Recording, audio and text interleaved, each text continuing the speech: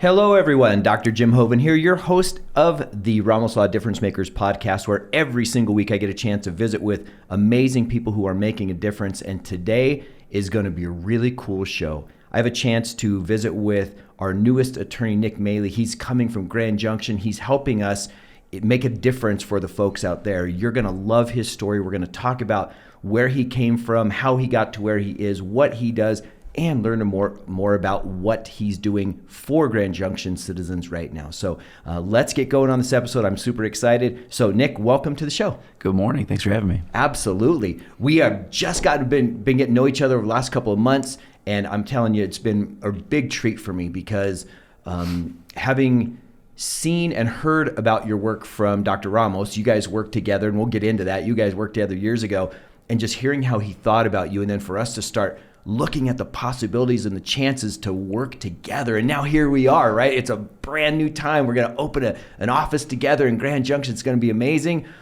Tell me, first of all, what is it like for you as an attorney living in an up-and-coming town like Grand Junction? And for those of you watching or listening around the world that don't know anything about Colorado, Grand Junction's a smaller town in comparison to big cities like, LA, Phoenix, even Denver. What is that feeling like and maybe it's more of a small to mid-sized city. What's that like? Yeah, Grand Junction is really a cool town. It's really, I'd say Colorado's best kept secret. This won't air, by the way, right? No, it's going to stay secret except for all those little few people that listen to this. Yeah. No, it's a cool town. Metro area is about 150,000. So not too big, not too small. We have some of the big city amenities, but a lot of the amenities of a smaller town. It is a huge outdoor town. If you're into mountain biking, hiking, skiing, river rafting, it is the town for you. We have resort skiing 30 minutes away, $80 lift ticket, no wait in $80 lines. Lift ticket? Right. What? Yeah. It's Colorado's wine country. We have over 30 wineries, so lots of cool things going on. So I've been there about 2 decades almost, practicing law. So and you were from here, right? Kind of down in the Denver metro and did your training and stuff down here. So moving there, you fell in love? Yeah. I went to law school at CU Boulder. When I was there, I was living in Longmont, and I was working in Denver. So I was doing that triangle of death, I called it. Yeah, that's a lot of miles. That is a lot of miles. And so I was doing that. I was kind of getting sick of the commuting. I wanted to get back to maybe a little smaller town. So after law school, I took a position in Grand Junction. Didn't know how long I'd be there. I figured maybe a year or two, then maybe head back, and just kind of fell in love with it and haven't looked back since. That's so good. Let's go back in time a little bit before moving to Grand Junction. When you were growing up, what kind of kid were you with respect to, was it about sports? Was it about, family? What were your, as you look back, kind of your core values from when you were a young guy? Sure. I was kind of a quiet kid.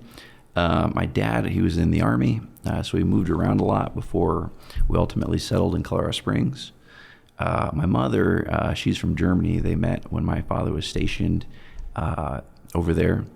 And I got to live there for about 5 years growing up as well. And so kind of from both my parents, but, from my mom being, an immigrant to the country, I kind of developed that immigrant work ethic. First generation, you have to work hard to, accomplish what you want in this life. And that's kind of the value that's instilled in me. So that's kind of how I was in school growing up, was, kind of kept to myself, studied hard, try to get to where I need to go. Wow. And I'm assuming because you grew up in Germany in those years, you probably learned German and spoke that as a young guy. Yeah, it was actually my first language. I wasn't born in Germany. I was born in North Carolina, military base there. But we moved to Germany when I was a few months old. And so I was around my mom and my babysitter and kind of the family. So I spoke German predominantly growing up. And then we moved back to the States. I kind of lost some of my German. We moved back when I was 9 to 12, kind of picked it back up again. And that's awesome. Isn't it something, actually, let me ask you, because I speak very limited Spanish, and I put time into it every single day. Every day I put a little bit of time into it so I can get by, not like so many people that we work with here, but I can work through. But the advantages. What's it like for you to be able to speak two languages, to understand two cultures? What advantages do you see that's given you over time? It gives you a different perspective. We were back in Germany this past summer, and that's really the first time in 20 years I got to speak it consistently. And I was a little worried that I was going to be rusty, but I fell right back into it. We went to go see a little attraction, the family and I was speaking in German to some people there, and they asked me, "Are you from the Netherlands?" So I guess I have a little bit of a Netherlands accent on my German somehow, but it was just cool to be back in there and kind of, be recognized, as a German. That's so awesome. When you were growing up, when was it that you knew that you wanted to go to law school and become an attorney, and what was the driving force behind that? Yeah, I've kind of always wanted to be an attorney as long as I could remember. What was that from? Was it from an influence of a parent or someone you knew, or TV, or? It was a couple different things. Starting kind of middle school, high school, you take civics classes. And I learned about the civil rights attorneys of the 1960s, and I always really admired them. I thought, what better way to spend your life than fighting to make sure that people are treated equally and fairly. And, then there was a little bit of the movies. I saw A Few Good Men, Tom Cruise, that cross-examination. Did you order that code red? You can't handle the truth. You can't handle the truth. I wanted to be that guy. And so I kind of did things like that to get me, ready for a legal path. I did, mock trial in high school. I volunteered in the teen court program, helping juvenile offenders, first-time offenders, kind of find their way through the criminal justice system. So I did some of those things. I kind of started to come out of my shell and learned I had an ability for, public speaking and things like that, some of the skill sets that lawyers need. That's amazing. And so you leave Colorado Springs to go to CU Boulder, and you did your undergraduate and your law school there? I actually did undergraduate at Harding University. That's in Searcy, Arkansas. It's a small Christian university. Spent 4 years there, went straight to law school, CU. Did you always have your eye on coming back home for law school after being in Arkansas for a bit? I was kind of open-minded to where I was going to go. One of the huge driving forces for me to go back to CU, one, it was a great school. It was a very highly ranked school. But at the time when I went to law school, starting yearly tuition was $5,000 a year in-state at CU. I had opportunities to go to other schools where it was $40,000 to $50,000 a year, and I did the math, and I'm going to come out of law school with a lot of debt. That's one of the things that a lot of people, when they make the decision, I want to go to law school, I want to be a lawyer, they don't contemplate is you might come out of law school with $150,000, $200,000 in debt. So you need to do the things to kind of maximize your chance of being successful afterward. Yes, that is so important. It's funny. When did you graduate from law school? 2006. 2006. So it's been a minute. You've been out for a good long time now.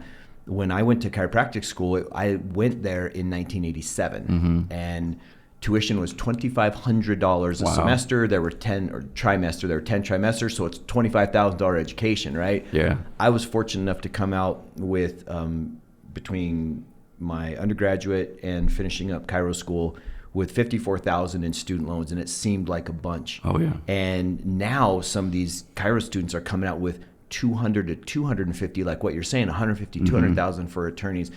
I think it bears just talking about here because of this particular thing just coming up in our conversation. I don't know. I'm not as convinced that the college route is for everybody at this time, because there are so many ways for people to own a business, operate something, do a trade if that brings joy to their heart.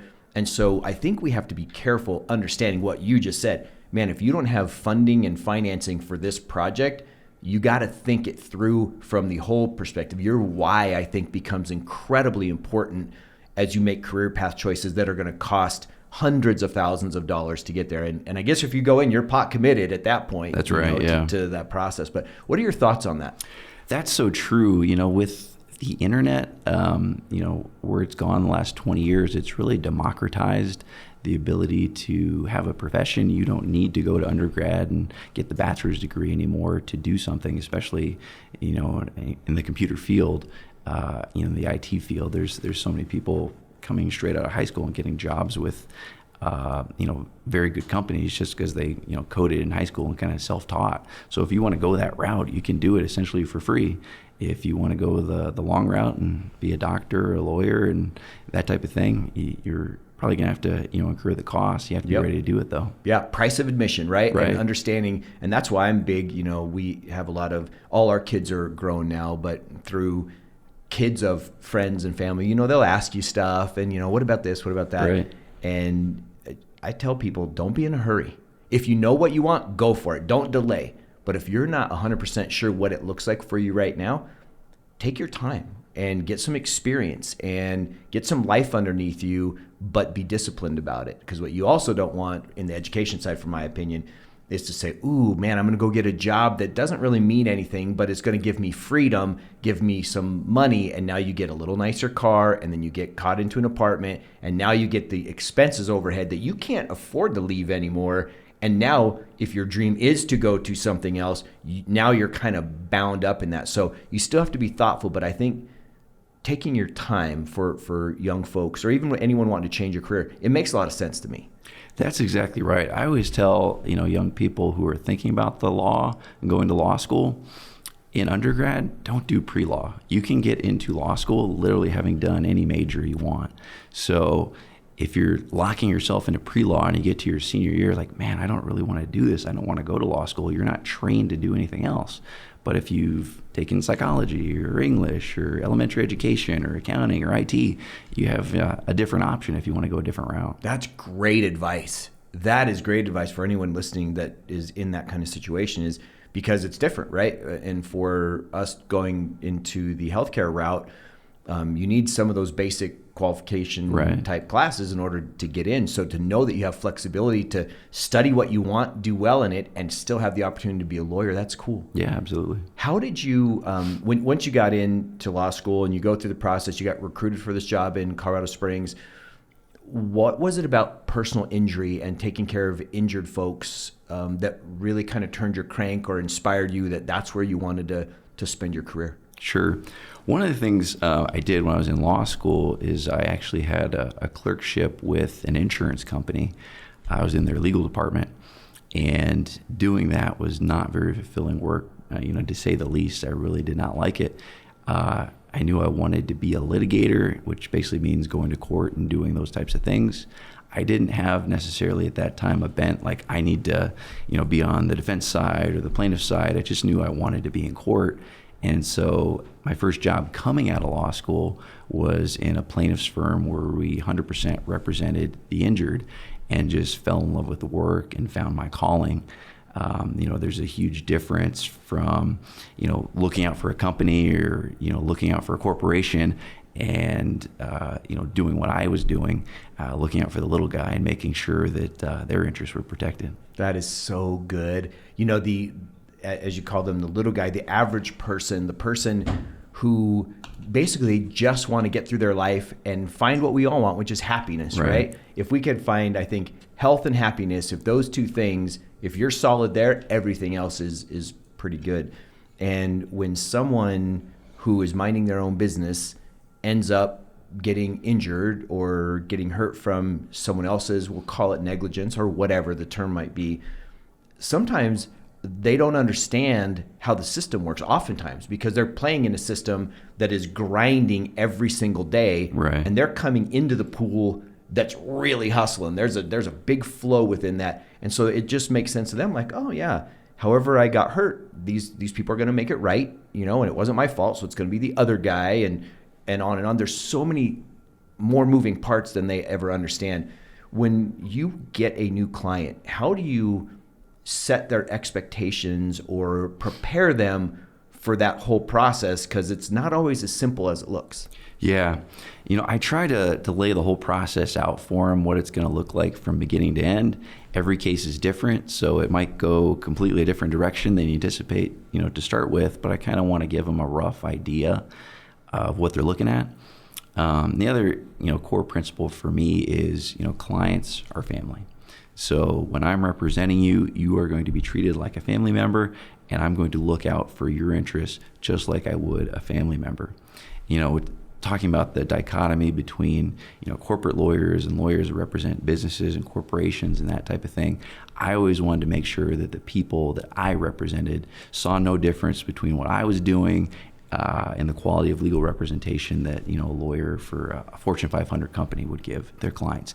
They were going to receive the best type of compensation, the best type of representation, regardless of, if they had a, minor car accident case or, a more serious, wrongful death, catastrophic injury case. Yeah, and for them to know that, again, education is so important in these kind of situations, because the other thing can also be true where someone is saying, I didn't really get that hurt. I'm having some headaches and my car damage is $1,500 and, it's a pain, but I don't want to put anybody out and it's not a big deal. And I'll let you speak to this from the legal side, but from the healthcare side, from the treatment side, I had the privilege and honor to treat thousands and thousands and thousands of patients over my career, and many of those auto case patients. And it was always really important for me to share with them that just because you feel what you feel right now,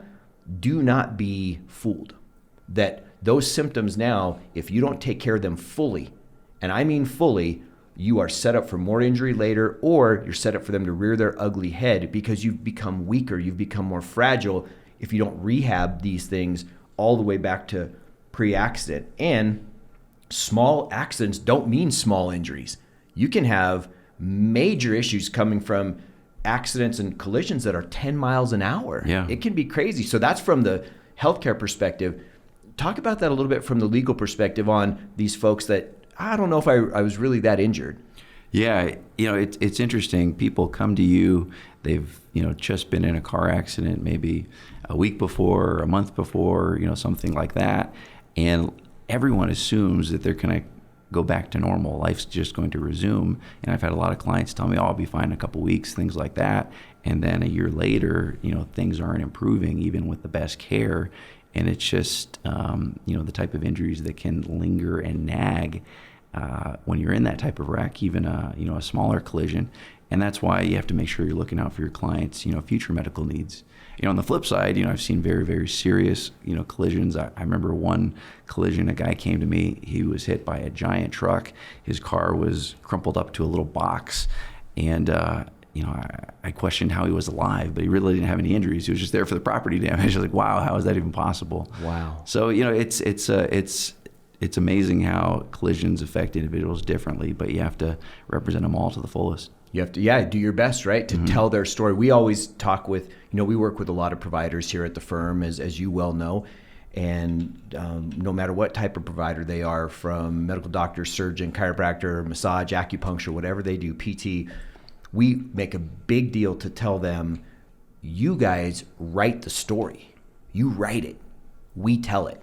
And so for folks that are going through any kind of treatment, it's important that they're providers. And for the providers, we have a lot of providers that watch or listen to the show. It's such a critical component that they understand the key role that they have for an insurance company to understand. Because, insurance companies sometimes, probably rightfully so, and sometimes not, get a bad rap for not wanting to pay out claims, wanting to hold on to the money and not take care of the people that are paying for a service. But if you don't tell a great story, if you tell a crappy story, what do you expect? Right. So this relationship between story writing, storytelling, and proper understanding leading to fair compensation, that's a critical one, right? Is that what you're seeing from your side? Absolutely. I review so many medical records in, my profession. And I talk to so many clients about, well, what did your doctor say and what their experience was. And you can tell right away from the medical record and what your client is saying if the person that is treating them is concerned with them and their well-being and getting them back to where they need to be, or they're just kind of being treated like another number. There's unfortunately, there's certain providers out there that you can tell they don't necessarily have a lot of interest in the well-being of their patient. They just want to get them out the door kind of thing, bill what they can. And you'll see that reflected in the medical records. They're rudimentary. They don't, go into detail on treatment plans or anything like that. When it comes time to testify, if the case has to go to trial, that treatment provider doesn't really want to help, and they do everything they can to resist testifying. But on the other hand, there's providers out there that will absolutely go the extra mile to make sure the record is detailed, complete, and accurate. The client understands completely what they need to do to get better, what their treatment plan looks like. If the case does go to trial, they're willing to stand up for their client and testify. That's so important. I know, being now in the legal side of things, but coming from the provider side, it was never lost on me because I had good training on writing this story, being able to tell the story, and caring enough that when it came down to me having to answer questions about that patient, it was an honor to do that. It was an honor for me to be able to do my part to make sure that everybody understood exactly what happened.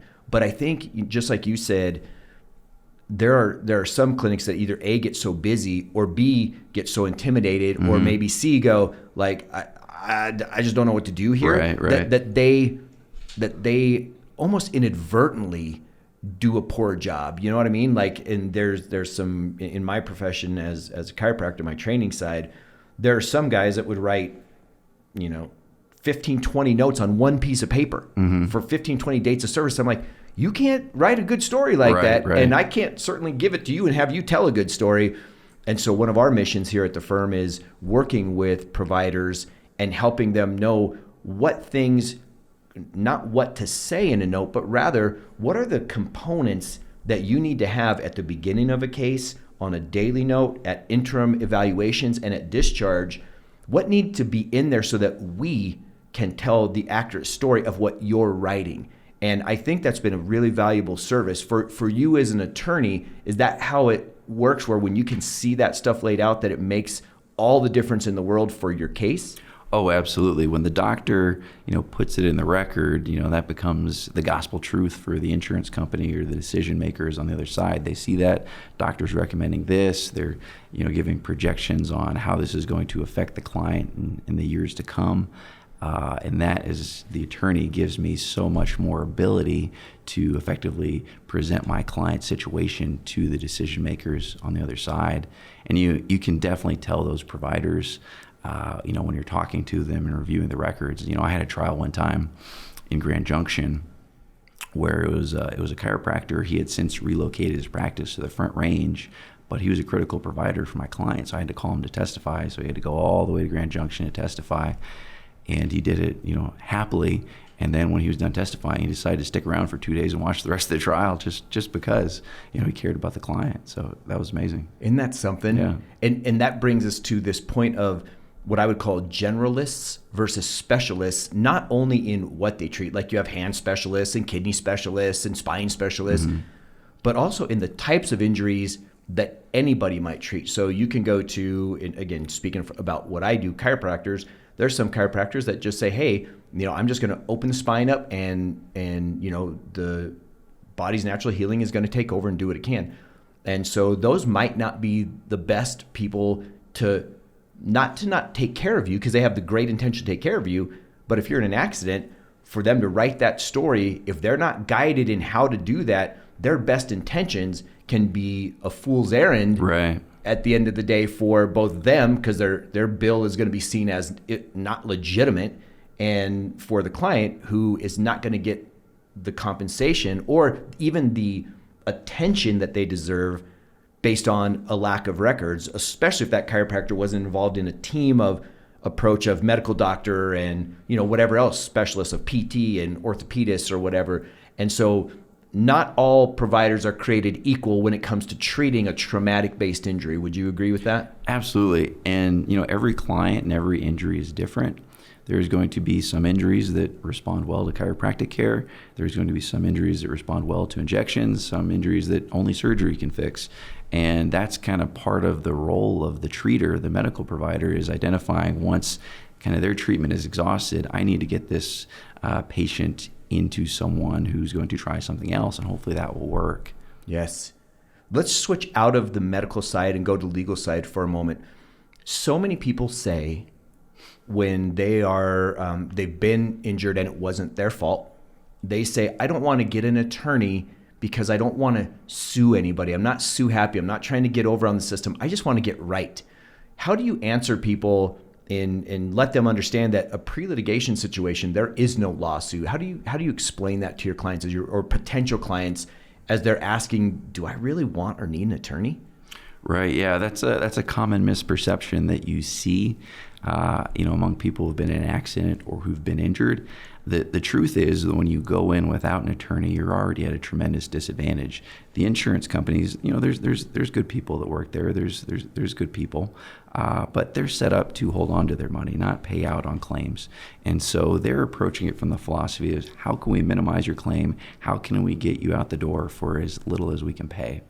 And so when you have an attorney from day one who's protecting your interests, you're already at an advantage in the process to someone who doesn't have an attorney. And there is this stigma that people will have that, I don't want to go to trial. I just want to get my claim over with quickly. The best way to do that is to have an attorney, and this is how I approach every case, is from day one, I'm going to treat this case as if we are going to trial, and I'm going to need to be able to present this case to a jury and be able to win in front of a jury. And when you do that, the preparation is so good, the story that you present to the insurance company and the decision makers is so good that more often than not, it's going to settle, and it's going to settle earlier just because they know you're ready to go to trial. And you at that point are acting as an advocate, more as a mouthpiece to explain and to storytell, as we've, kind of to stay on that theme, so that these folks on the other side go, oh, yeah, you deserve this. And it doesn't go, I'll let you explain it because you can do it far better than I, but it doesn't become a lawsuit until the client or the person involved in the accident and the insurance company can't come to an agreement.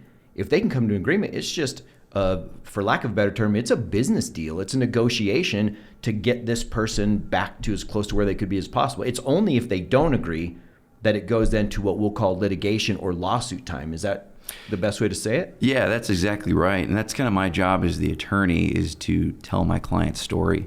When you're dealing with the insurance adjuster on the case, I've talked to insurance company adjusters. I've taken their depositions and asked them, well, how many cases are you working on? How many claim files do you have? And 300 to 400. So that per person? Per person sometimes. 300 to 400. Yeah. So that client, my client, to them, it's just another number for them. It's just another case file. So my job is, how do I distinguish that person to that insurance adjuster so that it stands out and they want to resolve that case? It goes to the top of the pile, so to speak. And when you approach cases that way, they're more often than not, they have the ability to resolve without filing a lawsuit. But at the end of the day, there are just some cases where the insurance company is not going to see eye to eye with you, and at that time you need to file suit. That basically means initiating a lawsuit against the responsible party, and doing that a lot of times, more often than not, it's going to apply enough pressure to the insurance company where they can dramatically increase the value of the settlement offer to the client. And when you say, I'm going to put this in a two-part question. When you say you have to get the responsible party to understand exactly what happened, a lot of people, I think, will say the responsible party is the person that hit me. Right. But in reality, it's the insurance that is required by law in most states to drive a car. You're not suing the 75-year-old that accidentally hit you. You're not suing the 16-year-old that just got their license that will ruin their driving record forever.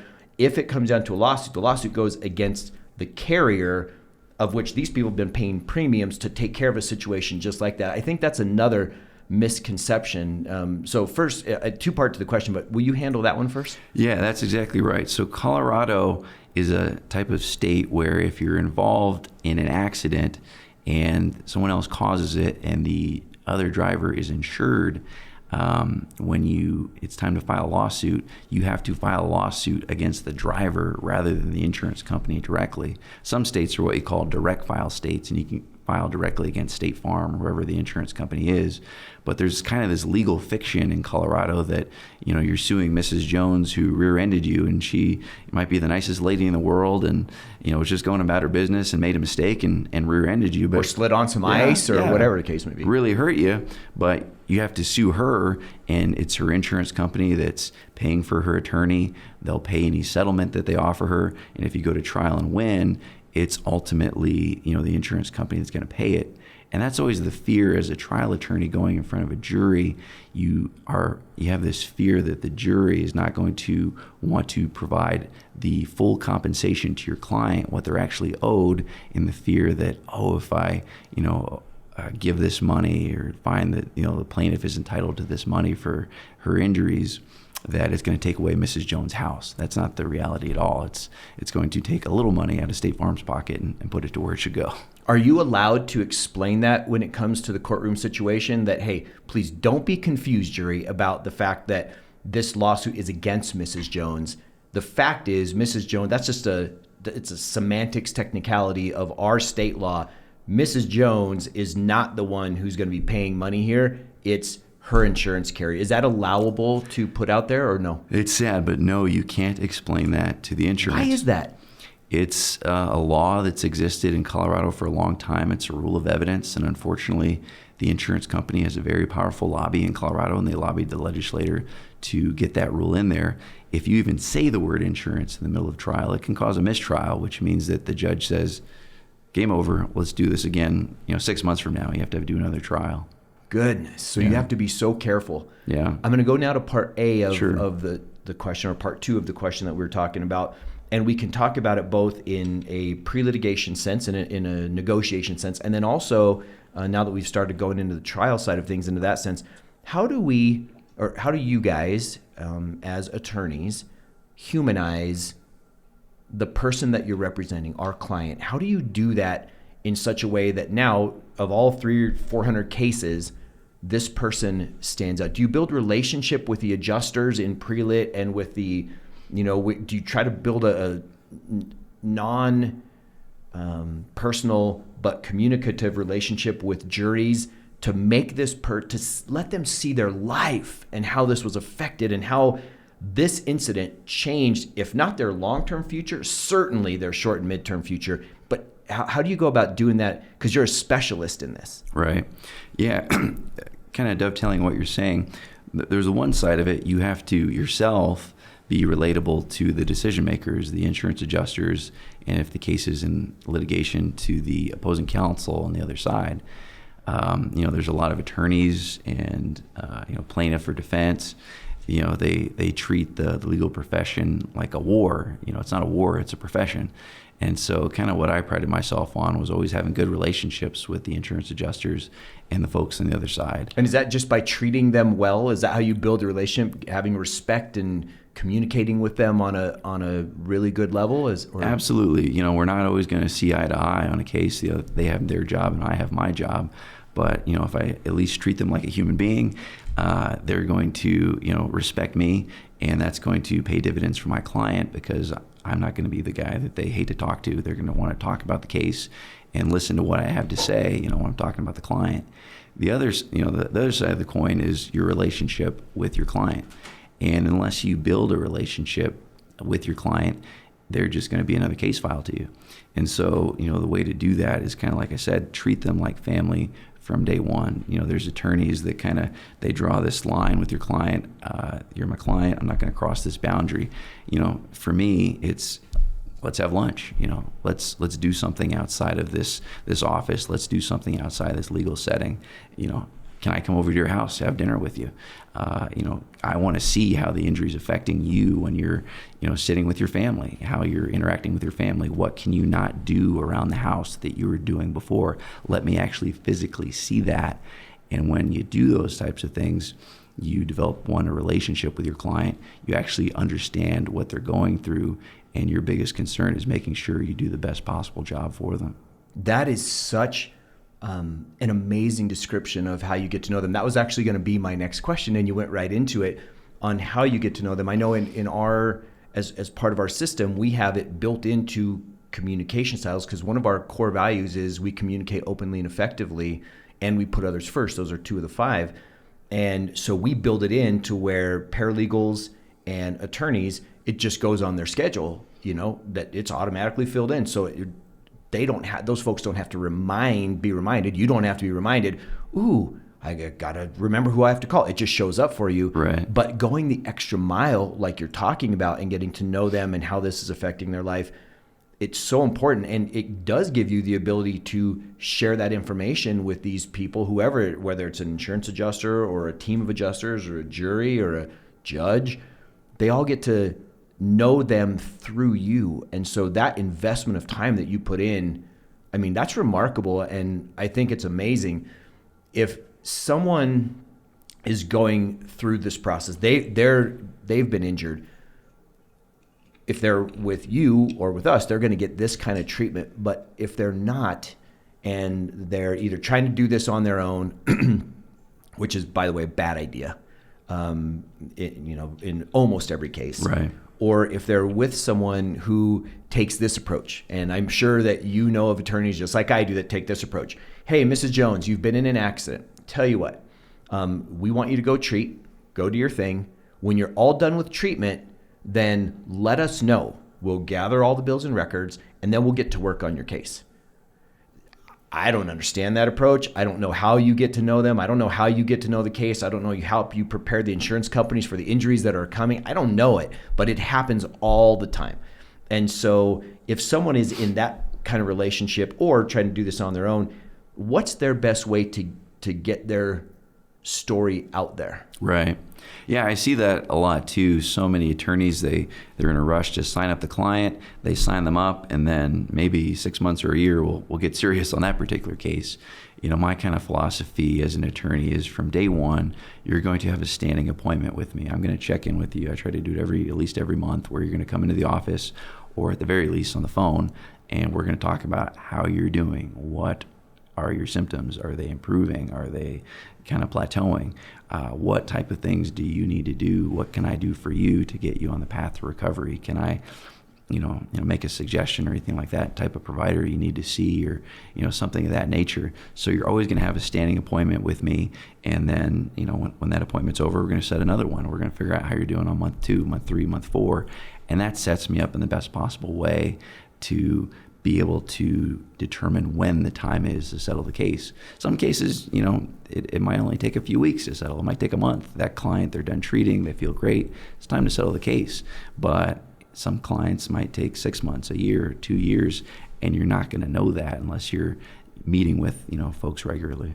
I agree with that 1,000%. And in that sense of communication, which is what those meetings are, as we've been talking, it's kind of been formulating in my head that there's a triad of communication. We've talked about 2 of those 3 components so far. One is with the client. We've made a big deal about that. Mm-hmm. The other is with the person on, we'll call it the other side, but sometimes that can be the person's own insurance company. Right. We can go into that as well, but right. It's the people that are responsible for paying for these injuries. But the third is providers.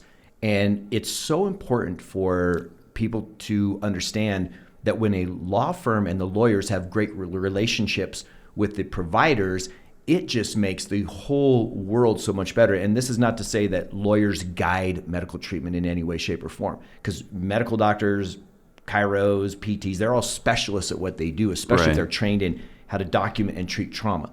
That said, I've seen it happen. When I was a provider, I would have attorneys that I didn't know and I didn't work with, and I'm treating this person medically, clinically, what I need, and then, or what they need, and then all of a sudden the attorney calls me up 7 or 8 months down the line because they did what you said, just call us later when you're done treating. I wasn't done treating, and all of a sudden something comes in on the case where, now the case is bad because in the meantime now the patient has thousands of dollars of care with me and whoever else they're seeing, and there is no case, and it puts a relationship strain on the provider and the patient.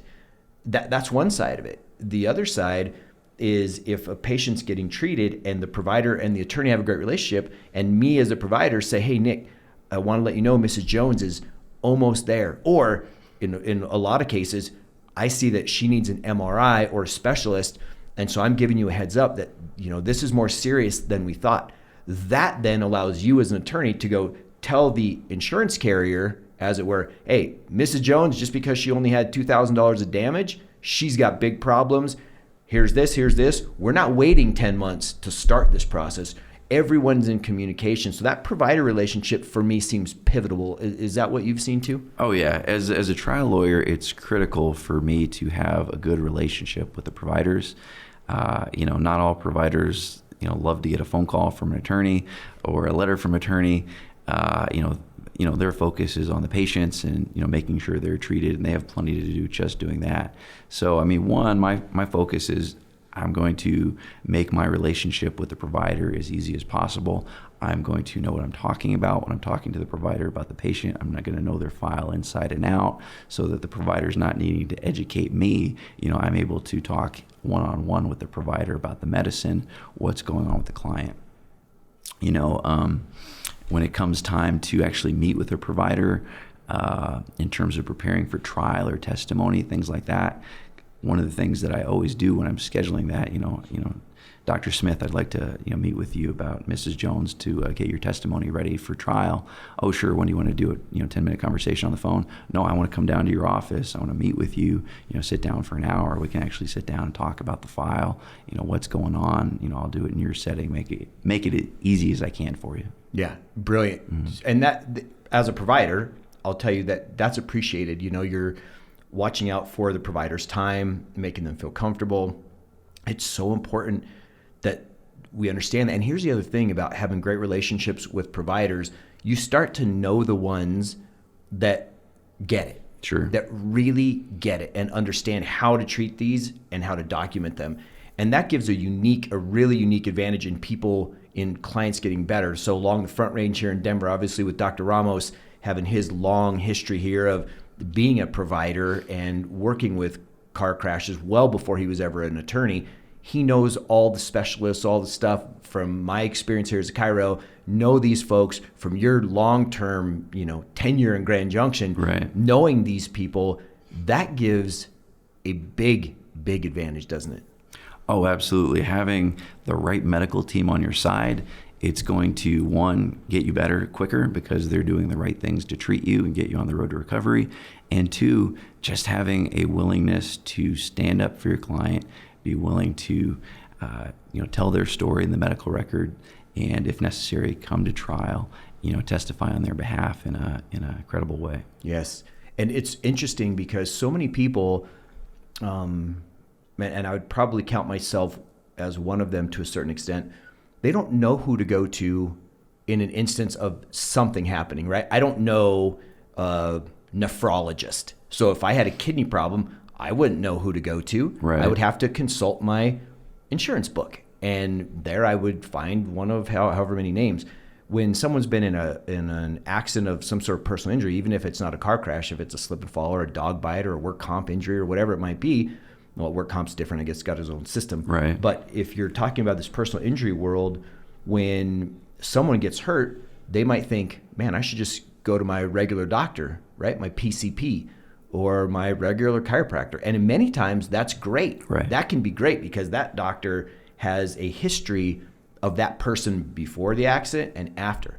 But unfortunately, we're seeing a lot of providers right now that don't want to deal with you if you've been in a car crash, especially car crash, because the insurance changes. There's more moving parts like we talked about earlier, and it becomes very labor intensive for them to do those types of cases. And so they will need help. They'll say, who should I send this people? And oftentimes that's where we come into play, where if the person doesn't know who to go to and those providers don't know who to go to, at least we can give names. We can give them 3, 4, 5 names of the type of provider they need that do understand the situation. I think that's a huge advantage for us. Right. Yeah, there's some cases where, visit with a chiropractor or a family, practice doctor is enough. That's enough to get them on the road to recovery and get them back to 100%. Others, they need to see specialists. They need to see all kinds of doctors. And really your job as the trial attorney is to know the medicine to such a level that, well, it looks like you probably need an MRI or you need consider seeing a pain specialist or receiving an injection or something like that. So it kind of opens up the treatment spectrum for your client. And that's how, kind of to bring up a little history, that's kind of how you and Dr. Ramos originally met, because you guys worked together way back before he was an attorney, and he was a very, very well thought of medical doctor here doing trauma injuries, because he's an ER board certified trauma doc. He's working in the ER. He's doing all these things. That's how you guys met, right? That's exactly right. I would hire him as an expert on my case, so he wouldn't be the treating medical doctor, But what he would do is review all of my clients' medical records, past medical history, accident-related medical history. He would do a thorough examination, meet with them, and then prepare this comprehensive report about what was going on with the client. Were there injuries related to the accident? Was there treatment, medically necessary? What type of future medical treatment might they need? Do they have any permanent impairment? All those types of things. And he would just prepare these amazing reports, that I could submit then to the insurance company and say, here's what Dr. Joseph Ramos, a very well-respected doctor, has to say about the client's injuries. And they would go so far, in helping me be able to resolve the case, on behalf of the client. And there were other times too where, tough cases where I'd actually have Dr. Ramos come in and, testify on behalf of the client, which was amazing. And what an advantage now for our clients to have that as their resource for attorney, right? They see it on the commercials, I'm sure, people that are local, that he's a medical doctor and an attorney, but none of those messages tell the depth of knowledge that he has and the experience that he has, and the knowledge in this particular area is insane. And so, we've heard it. If I've heard it once, I've heard it 1,000 times about what an advantage it is to have that guy also be on my side on the legal side. Now, he doesn't treat patients anymore, but to use that same knowledge to help them get the best outcomes, I mean, it's a game changer. Oh, yeah. There was a trial I had once with Dr. Ramos, and I think the only question I asked was, can you please state your name for the record?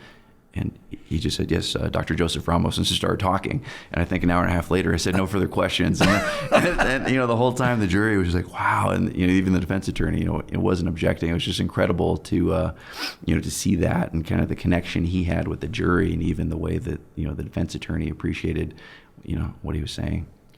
When you see that, it's got to be like art. Yeah. It's got to be like art. And that takes me into a question about the courtroom. What's it like for people that might be watching or listening that have never been in a courtroom, Nick? What does it feel like? Is it anything like what you see on TV with Law and Order or any of these things?